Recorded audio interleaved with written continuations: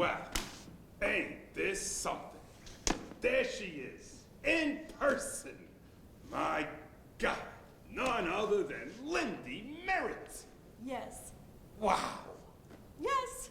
What a thing it is to meet you. Just great. You know, just last night, I was watching one of your old TV movies on basic cable. You played a woman with a disease.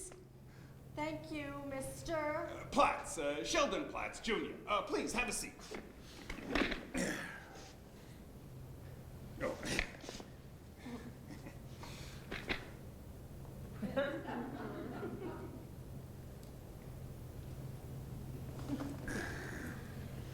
I must admit, Mr. Platts, I'm intrigued to meet you. I haven't seen this much mystery surrounding a project since I almost worked for Woody Allen. Well, I want to tell you how much I appreciate you coming down to see me today. Of course. How else would we know whether you and I share that special actress-producer simpatico that will allow us to create a truly fine motion picture? My feelings exactly. You know, I can see that we're going to have the type of professional relationship which is based on trust, understanding, and mutual respect. So, now that we're both on the same page, let me ask you a question, Lindy. Where the hell you been all these years? Excuse me? It's like you fell off the face of the frickin' earth. What happened? I have no idea what it is you're talking about. Come on, Lindy, I haven't seen your face in anything new since Jennifer Lawrence got her polio shots. What's been the problem? Drugs? Booze? Your face work gone bad? It's nothing like that. I've simply reached a point where I can be selective, and for the past few months I've been fielding offers. Fielding offers? That's great. You know, I met a guy the other day, he told me crap like that is known as a euphemism. It isn't a euphemism. I have been fielding film offers, and in the meantime, I've been doing a great deal of very high-level stage work. Stage work? I love it. Oh, that's right, honey. You just keep up your courage. I will have you know that I started my career in the theater playing the classics. If you'd bothered to read my resume, you'd have seen that I started my first play in New York, co-starred Meryl Streep. No kidding? The Meryl Streep? Now that is what we're talking about. She's my all-time favorite actress. Yes, Meryl's path has crossed mine many times over the years. In fact, though it's not widely known, she and I were the last two actresses up for the part in The Bridges of Madison County. We still laugh about it now.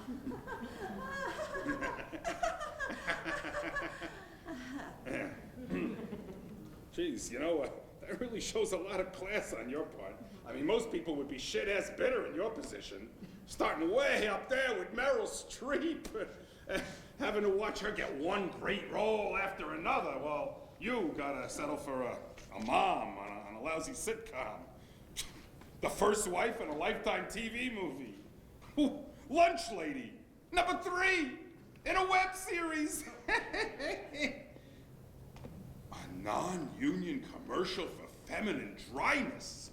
Jesus, Lindy, when do you start following the elephants around with a shovel?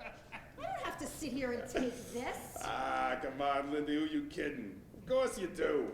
Why in the world would you think that an actress of my caliber would stay here and put up with this kind of abuse? Why do you think? Because you're old.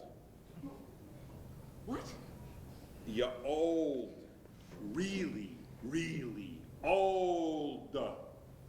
That is the single most horrible, inappropriate, blatant example of ageism I've ever heard in my entire life. And I am not. Let's face it, Lindy, you're pushing 50 like it was crack on a street corner. And they ain't casting women your age anymore. They want young. They want sexy. They want cutting edge. I can be cutting edge. Oh, yeah? Grainy? What's your idea of cutting edge? Little girl-on-girl action with Lily and Gish? Ooh.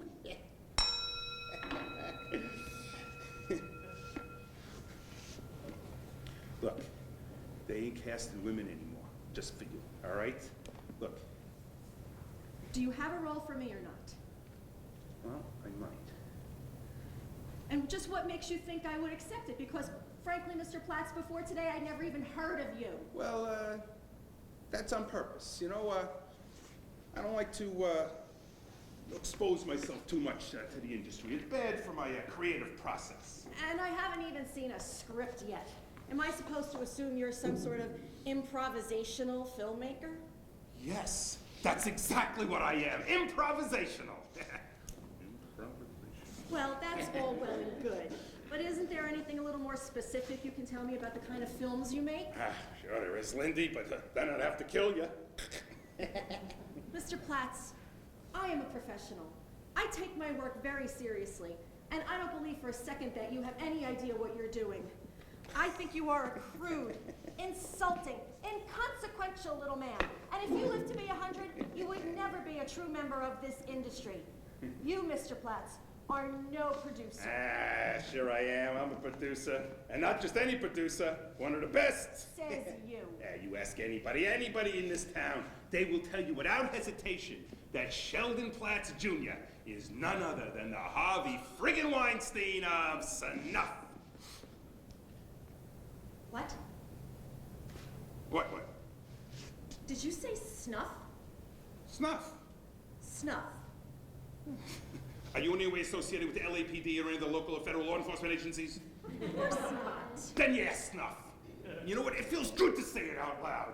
I'm tired of apologizing just because I chose to go the non-studio route. No, I mustn't be understanding you correctly. You can't mean that you make snuff. That you produce snuff films? Those horrific, unspeakable grade Z abominations where you take the life of an innocent human being for the sick satisfaction of some depraved audience? You clearly have misunderstood what I do. The days of those crude, grainy, badly lit, no-budget cheapies, they're long in the past. But you still kill people. Oh, sure, but it's all on digital now. Oh my God! You're standing there telling me that you make snuff films. Why in the world would you... Oh, dear Lord. You're trying to kidnap me. That's what this is. I've got to get out. You can't hold me here. You can't lock me in here. Help! Help! Oh. You're free to leave at any time. Last thing I need is a difficult actress. I saw 2 I liked before you and 3 more coming in after. You're seeing other actresses for this? Sure, lots. Are you trying to tell me you're holding auditions? Yeah, we had an open call this morning. Jesus, some of those old broads, they've been in to read 3 or 4 times. Hey, I guess where else they're gonna go, huh? Oh, no, I don't believe this. This is a terrible, tasteless joke. This is a bit for the Ellen DeGeneres show, isn't it? Well, I'm not signing any releases, Ellen. It's all true. It's not. You can't be killing off mature actresses. It's not possible. I don't believe it. You're lying. You're nothing but a putrid, disgusting liar, Mr. Platts, and that's all you're ever going to be. Have you seen Kim Basinger anywhere lately? Oh my God! You monster!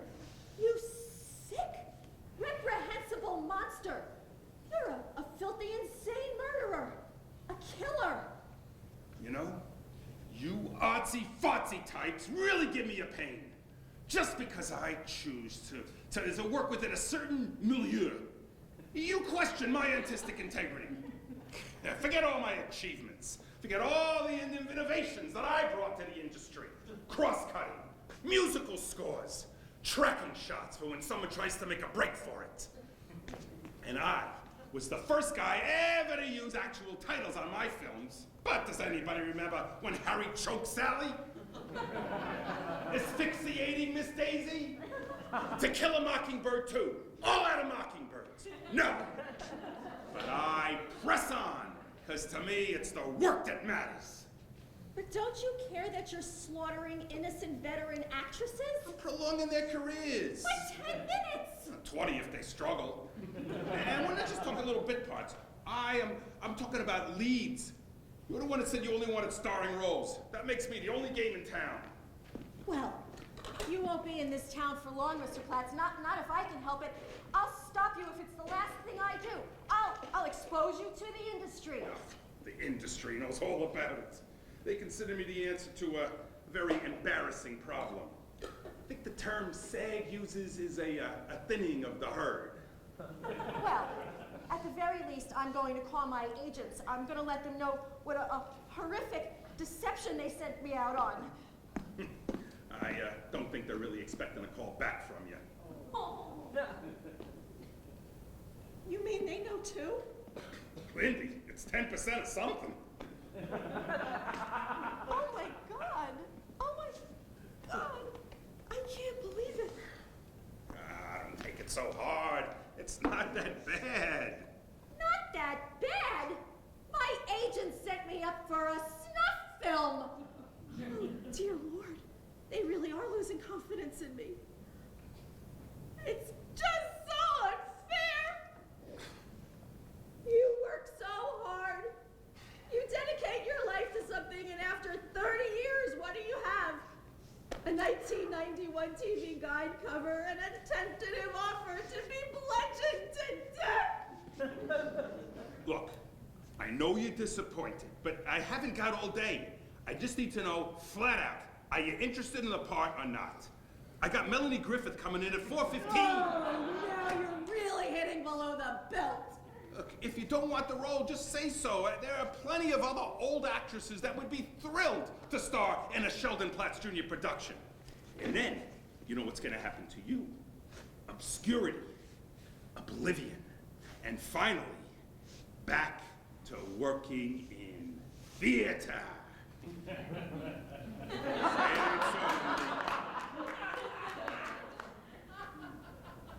Perhaps you're right, Mr. Platts. Perhaps my best days are behind me. But if I am to slip into oblivion, I will do so with grace. And if I am to play supporting roles, I will perform them with all of the skill that my many years of hard work and experience afford me. There truly are no small parts, Mr. Platts, only small actors. And sometimes, very small producers. You may want to check out today's Variety. They're casting for someone to play Liam Neeson's mother. And you know how long the female relatives last in one of his movies. When you say you're offering lead roles, does that mean over the title billing? That means the star. That means your face is the only one on camera for the entire movie. Only one without a ski mask. So, what you're really looking for is someone who can carry your disgusting, loathsome movie. That's exactly what I'm looking for. Well, then I realize that you're utterly out of your mind, Mr. Platts. But even you can't be serious about Melanie Griffith. What do you care? I don't. I'm just deeply concerned for the life of my fellow actress. Not that she's really what you would call an actress. Hey, what are you talking about? Melanie's a Golden Globe winner. You know, I've always wanted to kill one of those. Oh, Sheldon. Pia Zadora's a Golden Globe winner. Hey, son of a gun, you're right. I already have killed one. I'm just saying that Melanie's fine for the cutesy parts, but if you're looking for someone to really project mortal terror, well, I just don't think she has the chops. Maybe you're right. She sure ain't no Meryl Streep. Oh, would you please stop it with the Meryl already? Anybody can poke themselves in the eye and make it look like they've been crying. Out of your head, lady. Someone like you ain't fit to carry Meryl's Polish-English dictionary. Oh, I'm not, am I? Well, let me tell you something. A funky nose, a bottle of peroxide, and a weekend spent on a certain studio executive's catamaran, and that would have been my baby dragged off by that freaking dingo. You know, this is just the kind of ugliness that makes me think about casting a little younger. Younger? And just what is one of those Disney Channel sluts gonna do for you? Are they gonna be able to gag? Are they gonna be able to wheeze? Are they gonna be able to give you that death rattle just when your boom man needs it? No. And why not? Because they don't know their craft. The only thing one of those snuff film is slowly starve herself to death. Ooh, big excitement for your audience. You know, I'm starting to want to see you die more and more. Well, it's about time. That's my part. And if you can't see that, you're even more tasteless than whoever picks out your clothes. Why, you insensitive bitch. I'd like to smash your skull in with a hammer. Good. I'll take that as a verbal agreement. So, now that you see that I'm the only actress you need, let's talk terms. I want it made clear from the start that even if I'm to appear in a snuff film, I expect nothing less than top dollar. You know, I think I can do you even better than that. A very interesting offer. What would you say to cutting up your front price for a big share of the grosses later on? You think you're cute, don't you? Hey, I'm just a boy that started out with a brownie camera, a pickaxe, and a dream. You know something, Mr. Platts? I have a feeling that you and I are going to create quite the motion picture together. Congratulations. You've got yourself an actress. You see, if we communicate and openly express our feelings as serious artists, who needs chloroform? So the part's mine? A couple of finer points notwithstanding, why not? And I promise you will not be sorry. Oh, I can't wait to call Cher, her and her 10-year-long farewell tours. I'll show her how it's done. Oh, you want to keep the early part of next week open and see my secretary on her way out to set up a time for your test. My wardrobe test? Nah, we got plenty of stuff for you to wear. I mean, I want you to set up a time for your screen test. My what? Oh, no. I don't test. But that's one of the finer points. We got to see what you look like on film. We come in tight for those close-ups at the end. We can't have too much of that Botox look. It creeps people out. I don't believe this. You bastard. Now you're telling me I'm too old to die? Oh, no. This is a deal breaker. I'll work non-union. I'll give up script approval. I'll allow masked men to high-tie me in deserted industrial spaces, but I will not test. So you're going to give up an opportunity like this purely out of ego. You know, I thought you had more brains than that, Lindy. I can have a mob of menopausal broads lined up around the block in half an hour. You know that? All it takes is one phone call.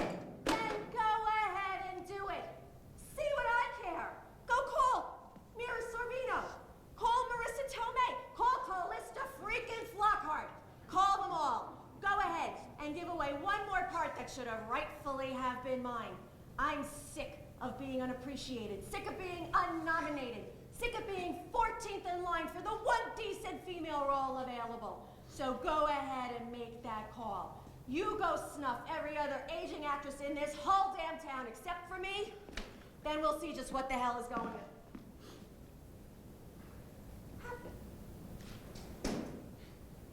What? Sheldon, darling, how many of these films would you say you made a year?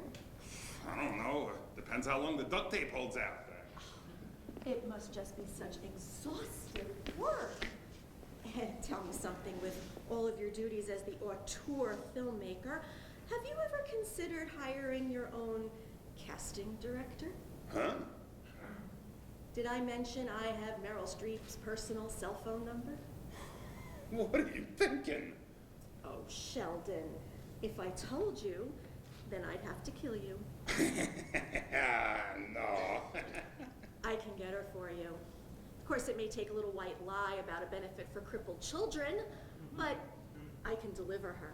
But don't you think the disappearance of such a revered artist might attract a lot of attention? Oh, for about 5 minutes, and then Kim Kardashian will tweet another picture of her ass, and nobody will make mention of Meryl until next year's Oscars in memoriam. And it's not just her we're talking about.